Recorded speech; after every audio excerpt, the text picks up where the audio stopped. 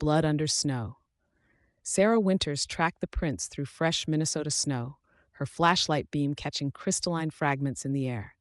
The wolf tracks were wrong, too large, stride too long. They disappeared behind a stand of bare trees, and when they emerged on the other side, they had changed. Human boot prints. Her breath clouded in the bitter air as she documented the scene. Third death in 2 months, all partially consumed victims. Local authorities were split between wolfpack theory and serial killer. Neither explanation felt right. A branch cracked behind her. Sarah spun, hand moving to her weapon. At the edge of her flashlight beam stood a wolf larger than any she'd seen in her years growing up on a farm. Its shoulders reached her chest height. It watched her with unnatural stillness, eyes reflecting amber in the light. Not running, not hunting, studying. The wolf took one deliberate step forward. Sarah drew her gun. A howl cut through the night from the opposite direction. The wolf's head snapped toward the sound, and it vanished into the darkness with impossible silence. Back in town, the diner buzzed with morning regulars. Sarah sat at the counter, reviewing photos from the scene while picking at rubbery eggs. The prints had disappeared into gravel, leaving her with more questions than answers. "Never seen regular wolves act like this," said Mike Larsson, settling onto the stool next to her without invitation. His weathered face and calloused hands spoke of hard work, but his eyes held something predatory. Territory's getting tight with all the development. Sarah noted how other patrons edged away from him. "You're from the auto shop out by the old Miller place?" "Born and raised. Family's been here longer than most."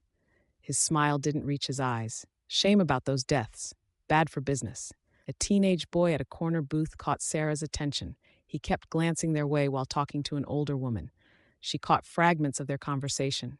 "Kind of like what happened to Darian back home." "Hush now, Blake. Eat your breakfast." The boy, maybe 14, ducked his head.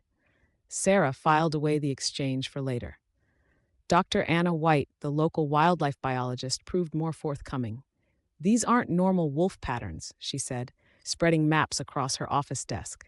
"The attacks are too coordinated, too focused on specific targets. And look at this."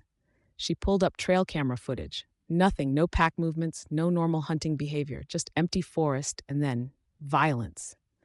Sarah's research revealed each victim had crossed paths with the Larsson family. Property disputes, business conflicts, personal grudges. The next full moon approached, and Sarah set up surveillance on the Larsson compound. Dense forest pressed close to the rambling house and outlying garage.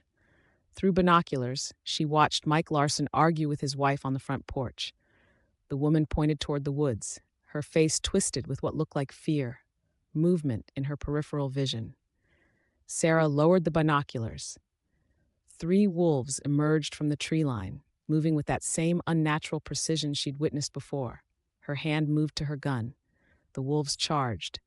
Sarah sprinted for her car, but they were hurting her, driving her away from the vehicle, toward the dense woods. A massive gray wolf lunged. She fired. The shot went wide. Jaws snapped inches from her arm. She dove through a gap between 2 younger trees, too narrow for the wolves' broader frames. It bought her seconds. The old barn loomed ahead, solid walls, defensible position. She ran. The wolves crashed through rotting wood like it was paper. Sarah scrambled up to the hayloft as massive shapes circled below.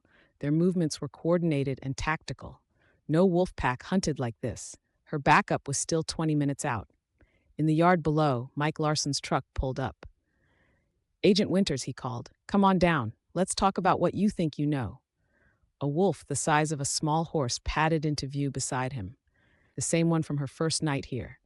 It laid its ears back, watching. "Interesting friends you have," Sarah called back, buying time. "Family," Larsson corrected. "Blood is blood." The wolves began methodically destroying the barn's support beams. Sarah's backup arrived with helicopters and floodlights, turning night to day. In the chaos that followed, she caught glimpses that wouldn't make her official report. Impossible movements, shapes that seemed to blur between human and animal. The arrest report listed human charges: conspiracy, murder, assault on a federal agent. The official story cited a family-run killing operation using trained attack dogs. But on quiet nights, Sarah still remembers the moment she locked eyes with that first wolf, how it watched her with human intelligence, how it chose to let her see what it was.